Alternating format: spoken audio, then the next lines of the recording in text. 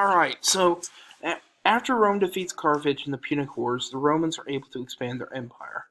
This brings about many changes in the Roman Empire.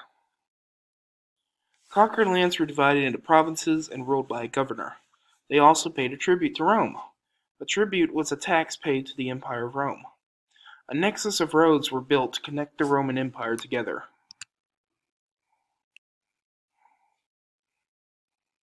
All roads lead to Rome. During this era, Rome was the master of the world at this time, and Roman citizens enjoyed all of the privileges, tributes, and free entertainment that came with Roman citizenship. So there were four forms of government in Rome's history. We have the monarchy, which was from 753 to 509 BC. Kings ruled until Tarquin the Proud. In 509 BC, the Roman Republic was established. And then in 60 BC, we'll have the first triumvirate, which is an oligarchy, and then in 43 BC, the second triumvirate. And then the reign of emperors, which the first emperor was 27 BC to 14 AD. And Rome went through several forms of government, finally settling on the rule of emperors. Mentored by his uncle and Pompey the Great, Julius Caesar begins his military career as governor of Spain. He gave speech lessons to pirates. He told them to ask for a higher ransom.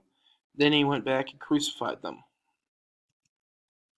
He was a lawyer, a priest to Jupiter, and a governor of Spain. He was an incredible military success. He conquered Gaul, the Helvetians, and the Germans. His slogan was, "I came, I saw, I conquered," or Veni, Vidi, Vici.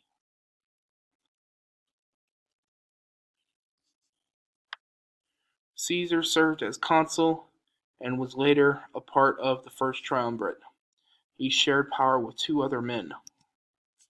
A triumphal procession is a triumph that is a parade given to the honor of a winning commander and his army or navy.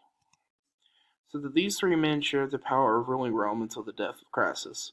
They were Julius Caesar, Pompey the Great, and Crassus. And this was an unofficial pact, so they influenced the Senate and the Roman government. Crassus was the richest man in Rome. Pompey the Great was an old military hero. Julius Caesar was the new military hero of the people. With the death of Crassus, Caesar saw an opportunity to rule Rome, and against Senate orders he crossed the Rubicon River into Italy, setting off a civil war.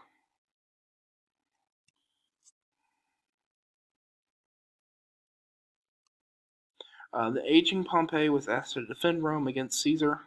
Caesar chased Pompey down into Egypt and discovered that Pompey was murdered by Prince Ptolemy. Caesar then met Ptolemy's sister and enemy and sister, Cleopatra.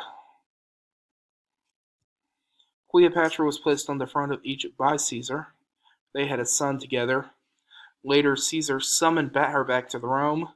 Egypt could now provide food and wealth for Rome's armies, and the Romans hated her.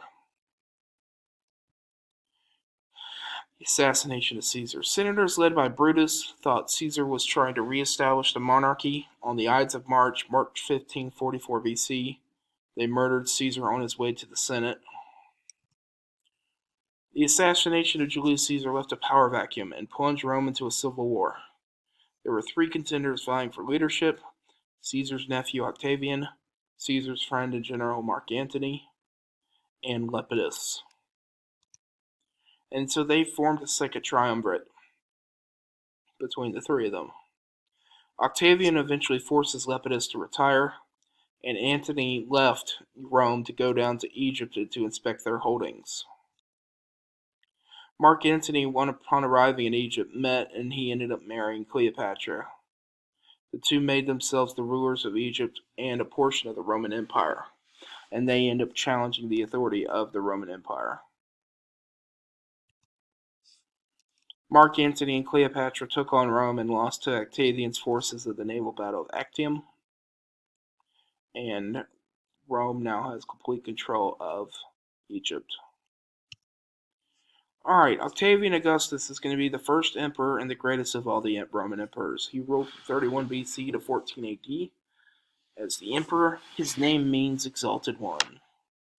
He was honored by the Senate with the title Emperor for Life. He restored peace and prosperity for the empire, and Rome will know a peace called the Pax Romana, which will last for 100 years. And this here is a picture of the extent of the Roman Empire during the reign of Augustus, can be seen in this map here.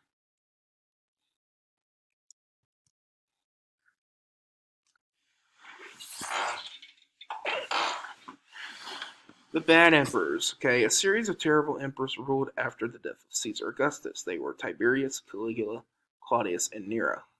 And Nero was probably the worst, who was accused of burning Rome. And then, talking about Nero some more, there was a question of whether or not did he fiddle while Rome burned. Nero murdered his mother and his sister. After the terrible fire that destroyed Rome, he blamed the accident on the Christians. So he had the Christians fed to lions and burned at the stake. Alright, after the Nero, the Flavians took over, and a new line of emperors then ruled Rome called the Flavians. They ruled from 69 AD to 96 AD. And Vespasian is the best known of the Flavians because he started building the great outdoor theater, the Colosseum. The fabulous games were played in the Colosseum. Gladiators fought to the death, mock battles were waged, wild animals were brought in to entertain crowds.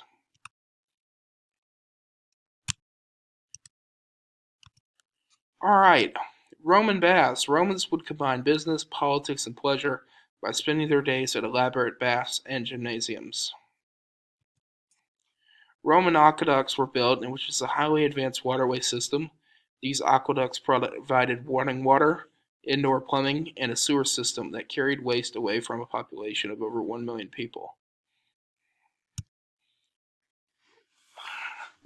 Alright, the Circus Maximus. So chariot races were held at the Circus Maximus.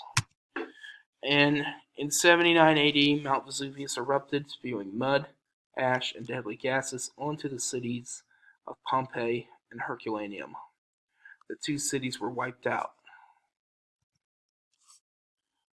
Later on, we'll see a new line of emperors known as the Five Good Emperors, which ruled Rome from 98 AD to 180 AD.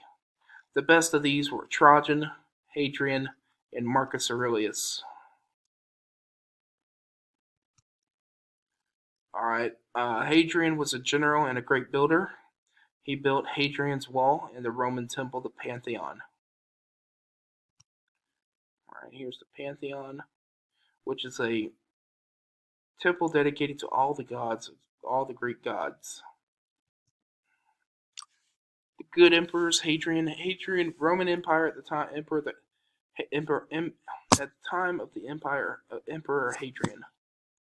Okay, this is the largest it ever got, all the way into Great Britain, as far as north as it got. But they never did fully conquer Germania. Okay.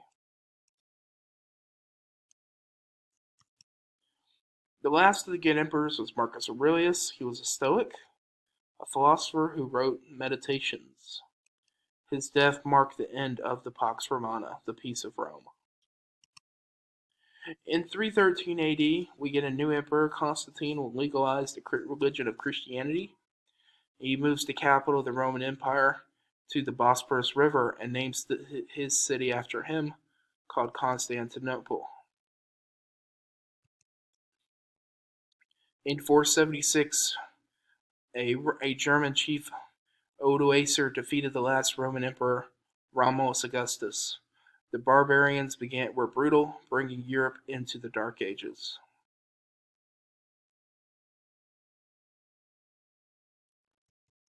Alright.